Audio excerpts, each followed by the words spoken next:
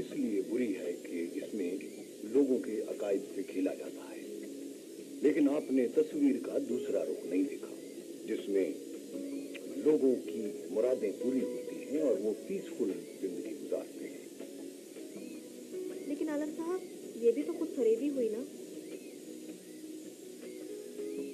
ये आपका नुक्ता नजर है। जो भी इनसे अकीदा रखकर धमाल डलवाता है, हाजतें पूरी हो जाने के बाद वो इसको एक मुजज़ा ही समझेंगे। तो फिर एक बाशूर फर्द का क्या किरदार होना चाहिए आलम साहब? वही मैंने अर्ज किया ना कि अच्छी और बुरी रस्में साथ साथ चलती रहती हैं और समाज को इन्हीं रस्मों को अपनाकर जिंदा रहना पड़ता है। जिन लोगों को इसमें बुराई नजर आती है वो इनके खिलाफ हो जाते हैं और जिनके काम पूरे हो जाते हैं वो इनके गुण गाते हैं। इस बहस से कतई नजर एक बात तो हुई है। वो क्या? मेरी स्टोरी के फ्लैशअप होने के बाद मरने वालों के घर वालों ने केस तो दायर करवा दिया। इसका मतलब है कि आपने उन लोगों का धंधा चौपट कर दिया। नहीं नहीं, ऐसी तो कोई बात नहीं है। नहीं, मैं मजाक कर रहा था। हक और सच के लिए लड़ाई लड़ना मेरे नजदीक सबसे बड़ी इबादत है। इस सिलसिले में आपको इनकरेज करना चाहिए था कि सहाफत आपका प्रोफेशन ना होकर भी आप एक मंझे हुए जर्नलिस्ट की तरह लिखती हैं। Thank you very much. अभी तो मैं सिर्फ पढ़ रही हूँ।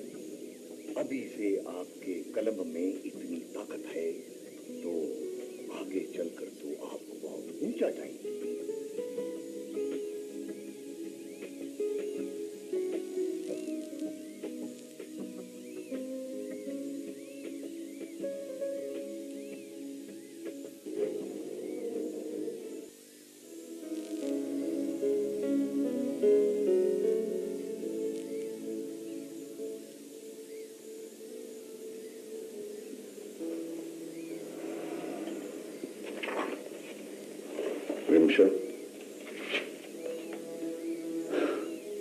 नाराज हो मुझसे? आपकी नजर में तो मैं सिर्फ एक औरत ही हूं ना, जिसे अपनी राय देने और अपनी मर्जी से सोचने का कोई हक नहीं है। नहीं, मैं ऐसी सोच का आदमी नहीं हूं। मैंने आपसे कोई शिकायत तो नहीं की ना? मुझे तो दुख होता है ना। असल में कल गांव से फोन आ गया था कि जमींदारी में झंझट ही इतने होते हैं कि आदमी कितना ही नरम मिजाज क्यों ना हो, इनके मनफी असरात से बच नहीं सकता।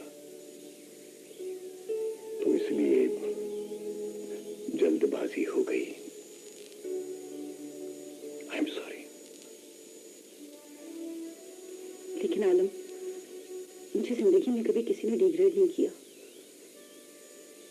मैं कोशिश करूंगी कि आपकी मर्जी के मुताबिक अपनी जिंदगी गुजारूं, लेकिन अगर अनजाने में मुझसे कोई गलती हो जाए तो? अरे कहा ना कि मैं अपने रवैये पर नादिम हूं। तुमसे वादा है, आइंदा ऐसी गलती नहीं होगी। प्रॉमिस? हाँ, प्रॉमिस। आपने खाना खाया? तुम नाराज हो और मैं खाना खाऊंगा, ये कैसे हो सकता है? चलिए, मैं अकेले खाना लगवाती हूँ।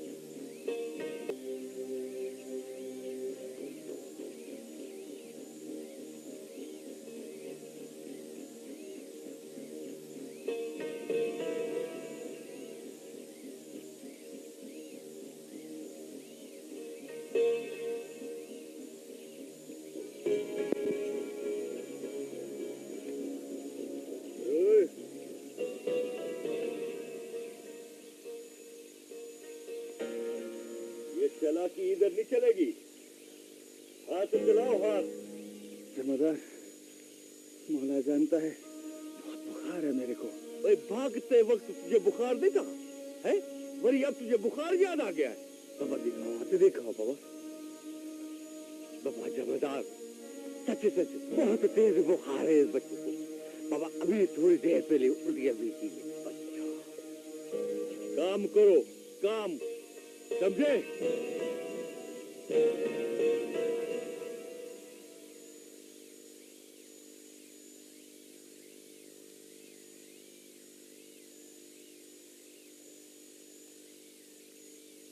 बाबा कहा ना कि मैं निकल रहा हूँ। हाँ रिमशा, चले। आप गांव जाकर मुझसे लड़ेंगे तो नहीं? इसका मतलब है कि तुमने अभी तक उस बात को अपने दिल से निकाला नहीं। नहीं, ऐसा नहीं है, लेकिन यहाँ आपने इतनी झड़, वहाँ भला आपको रोकने वाला कौन हो सकता है? मेरा तो ख्याल था कि बात आई गई हो गई, मगर मेरे एक्सक्यूज की भी तुम्हारे पास कोई अहमियत नहीं है। ठीक है, अगर तुम नहीं जाना चाहती तो मत जाओ, मैं अकेला ही चला जाता हूँ। अच्छा, आप मुंह तो ठीक कीजिए ना। तो मैं कुछ कहूँ? हाँ कहो। देखिए, मैं गांव में एक हफ्ते से ज्यादा एक दिन भी नहीं रहूंगी। मंजूर? ठीक है, जैसे तुम्हारी मर्जी। माथे की शिकन तो हटाइए। मैंने कहा ना कि ये तुम्हारी सोच पर होगा। अगर तुम वहाँ नहीं ठहरना चाहो तो कल ही वापस आ जाओ। अब चलें, देर हो रही है।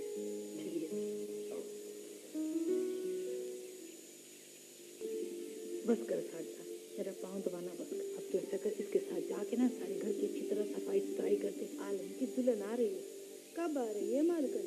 बस अभी आई। अरे गाड़ी में आने में कितनी देर लगती है, आने वाली है। मालकन दुल्हन इस गांव में आकर रहेगी। तेरे को यकीन नहीं आ रहा? बात ही ऐसी है, कहाँ विलायत की मैडम और कहाँ ये छोटा सा गांव। अरे पागल, वो विलायत की अमेरिका की रहने वाले नहीं, वो तो असल कराची की है। पर उसके जो खानदान वाले हैं ना, वो काफी अरसे से लंदन में रहते हैं। इसका मतलब ये होगा कि वो हमारी बोली समझेगी। फिर तो मैं उससे बहुत सारी बातें पूछूंगी। लेकिन क्या? नहीं सर, कुछ नहीं। अच्छा अच्छा, बहुत बातें ना बना, जल्दी जा काम कर ले, कोई रह ना गया काम से। शादी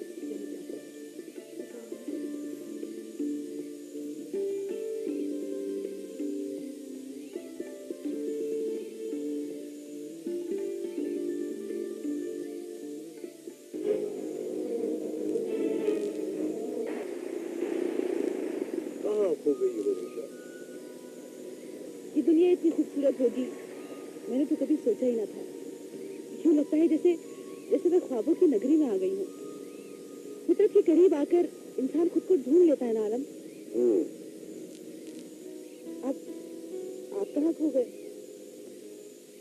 कहीं नहीं, तुम्हारे करीब बैठा तुम्हारी असरार भरी बातें सुन रहा हूँ। अच्छा, और किस बात ने मुतासिर किया है? तो अब आप अपनी और तारीफ करवाना चाहते हो? नहीं नहीं, आज मैं तुम्हारे मुंह से इंकिशाफात सुनना चाहता हूँ।